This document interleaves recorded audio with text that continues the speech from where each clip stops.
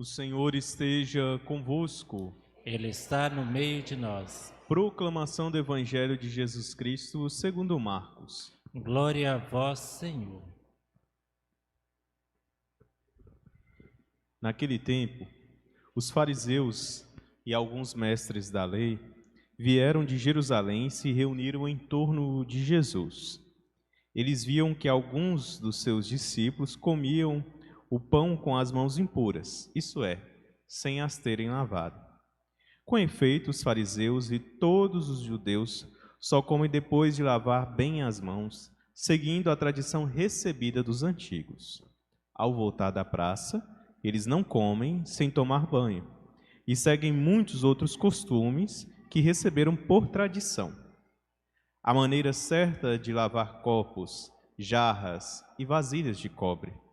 Os fariseus e os mestres da lei perguntaram então a Jesus: por que os teus discípulos não seguem a tradição dos antigos, mas comem o pão sem lavar as mãos?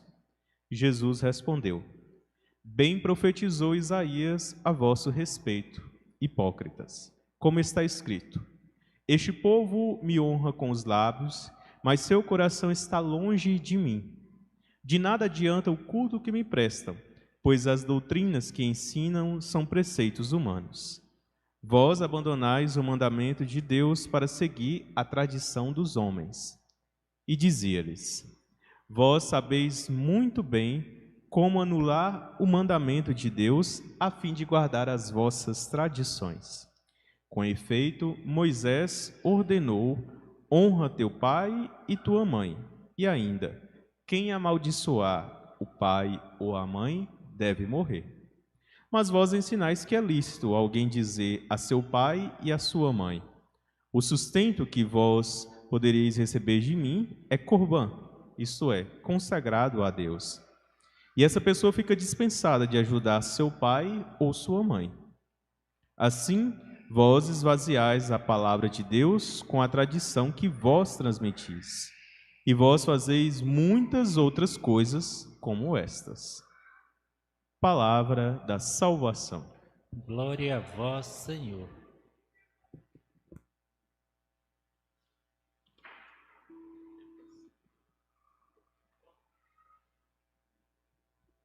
Como nos diz a própria palavra de Deus, será amaldiçoado aquele que mudar um i, uma letra da Sagrada Escritura. Então nós, como tementes à vontade de Deus, e aí eu falo tementes porque no caso se une, todos aqueles que professam a fé no Antigo Testamento, a nós, que professamos a fé nos dois testamentos, o Antigo e o Novo, nós cristãos.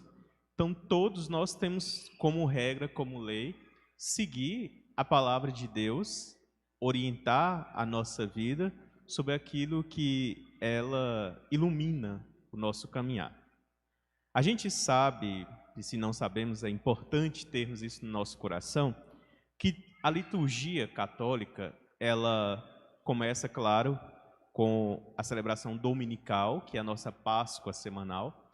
E quando nós estamos no tempo comum, toda a liturgia da semana, ela tem uma correspondência, às vezes direta, às vezes indireta, mas de certa forma ela vai trabalhar aquela temática que o domingo nos apresentou. No domingo passado, antes de ontem, nós ouvimos no Evangelho Jesus dizer: vós sois o sal da terra, vós sois a luz do mundo. A gente falou que na reflexão se diz que a luz é aquela dimensão de Deus que vem para inovar, que vem para renovar também este compromisso. Fogo, no Antigo Testamento, apresenta essa dimensão da renovação, da vida nova, da inovação também que pode acontecer no reino de Deus. E o sal, ele significa conservar, porque a gente sabe, que o sal ele ajuda, dá mais tempo aos alimentos, a qual ele, além de temperar, de dar sabor, essa função do sal, essa de conservar. Então, quando Jesus diz que a gente deve ser luz do mundo, sal da terra, para a gente procurar meios de evangelizar, de levar a palavra de Deus, de inovar, mas ao mesmo tempo não perder de vista aquilo que é importante em nós, aquilo que é importante que dá sabor à nossa caminhada de fé. No Evangelho e na liturgia de hoje, então, Jesus, a partir disso, nos dá um entendimento de algo que é muito importante. Quando a gente fala em conservar, a gente precisa ter o discernimento, aquele mesmo discernimento que rezou São Tomás de Aquino: dá-me a capacidade, né, de mudar aquilo que precisa ser mudado, né, e de conservar aquilo que precisa ser conservado, e dá-me a sabedoria para saber distinguir uma coisa da outra. É isso que a gente precisa dentro da nossa caminhada. Sabedoria em entender o que precisa ser conservado e o que é tradição nossa, dos seres humanos, e o que precisa ser, né, melhor dizendo, que precisa ser conservado, a tradição de Deus, e o que precisa ser renovado, né, que faz parte da nossa caminhada, do nosso dia a dia. Jesus, então, diz isso para aqueles que o questionam hoje, porque eles estão muito apegados a normativas externas e não estão preocupados com a mudança interior. Jesus é muito claro em dizer que não veio para abolir a lei. É por isso que nós, né, não desconsideramos toda a revelação que veio do Antigo Testamento até chegar ao Novo. Tudo aquilo que está escrito no Antigo Testamento é a mesma palavra de Deus, tal como está no Novo. Mas essa palavra ela foi dando sinais para que em Jesus ela se completasse. Por isso ele diz: não vim abolir, mas vim dar pleno cumprimento. E esse pleno cumprimento passa nessa dimensão do testemunho, como nós estamos dizendo. Semana começou com a gente celebrando a importância de vivermos um testemunho pleno. Eu sempre digo que dentre as coisas mais difíceis que Jesus encontrou em sua caminhada, ele não condenou a pessoa quando praticava algumas coisas que não deixam de ser pecado, né? Mas ele as absorveu e as deu oportunidade de mudar. Quando, por exemplo, se encontrou com um cobrador de impostos injusto, quando, né, encontrou-se com a mulher que havia praticado prostituição, quando encontrou com inúmeras outras pessoas que praticavam atos ilícitos. E Jesus, vendo o arrependimento do coração daquelas pessoas, ele então disse, para muitos deles disse: a paz, né, esteja no seu coração, vá com essa paz, mude a sua vida. Mas uma coisa que causava essa cólera, como diz as palavras do Antigo Testamento, que causava esse reboliço dentro do interior de Jesus, era a hipocrisia.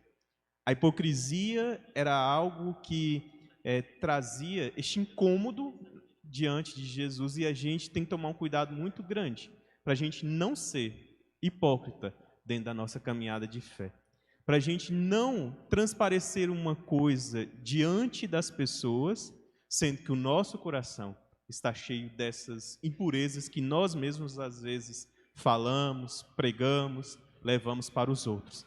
Então, por isso, primeiro, e um convite do Senhor para nós, é para que quando nós nos lançarmos neste reino de Deus, e é preciso que a gente aceite esse convite do Senhor, de fazermos essa experiência de salvação e de redenção, que a gente lance primeiro em nós esse desejo de mudar as nossas convicções, de mudar os nossos sentimentos, de mudar, né, aquilo que está em nós e que contradiz o reino de Deus, contradiz aquilo que a palavra do Senhor nos revela. Porque o que o Senhor quer de nós é a verdade.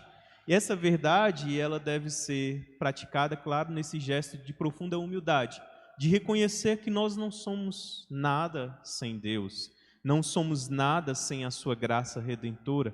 Nós ouvimos na primeira leitura o livro do Gênesis nos lembrar, né? Não nos lembrar de como Deus criou. Essa não é a preocupação do livro do Gênesis, mas de nos lembrar quem criou.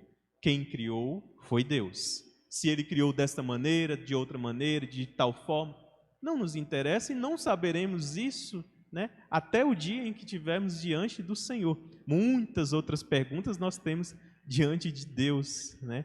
Mas certo é que uma certeza verdadeira a palavra de Deus nos dá.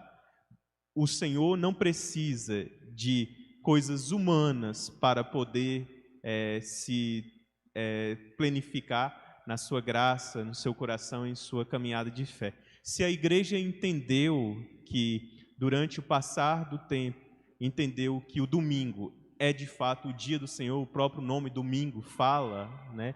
O nome domingo significa Dominus, o dia do Senhor, né?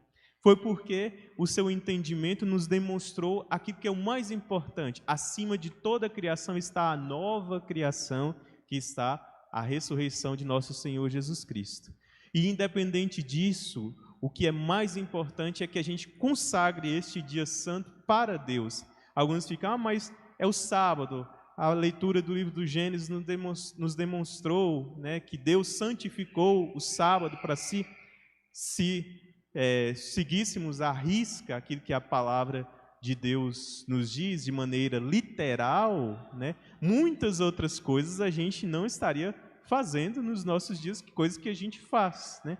Nem sequer, né, ir ao templo a gente poderia ir, mas Deus nos dá a oportunidade de renovar as nossas motivações, renovar o nosso compromisso de fé, não ficar preso à letra, mas ficar preso àquilo que a letra quer nos indicar. E a letra nos indica este encontro pleno com Deus. Se o meu irmão, né, não está fazendo aquilo que é a vontade de Deus, eu não posso ser para ele um acusador, não posso ser para ele um sinal de condenação, mas ao contrário, devo primeiro rezar pelo meu irmão e com caridade, com uma vontade plena de ajudar o meu próximo, que eu possa levar essa palavra de vida e de salvação a ele, mas com a mesma caridade que Jesus sempre nos tratou e sempre irá tratar a cada um de nós. É este o caminho de redenção. Não é para que a gente deixe de anunciar a verdade sempre deve ser anunciada, sal da terra, luz do mundo, mas nem também sermos extremamente rigorosos no sentido daquilo que a letra por si só quer apresentar, porque na verdade o que dá, né, o sentido à letra é o Espírito, e o Espírito é aquele que vivifica, é aquele que transforma, é aquele que renova, e é isso que Deus quer de cada um de nós, um Espírito que esteja capaz e atento a ser transformado por tudo aquilo que Ele nos revela. Que nesta celebração, este momento que a Eucaristia nos propõe, esses textos reflexivos e bastante importantes dentro da nossa caminhada de fé, que a gente possa então revisar como a gente está evangelizando, como a gente está levando essa palavra de Deus ao coração dos nossos irmãos. Se a gente está sendo de fato caridoso, prestativo, generoso, misericordioso, como Deus é com cada um de nós. Se assim estivermos, felizes somos nós. Se não estivermos, nada mais justo que a gente entre nesse caminho de conversão e que a gente busque maneiras novas, renovadas em Deus, para levar a sua palavra ao coração dos nossos irmãos. Assim o seja. Amém.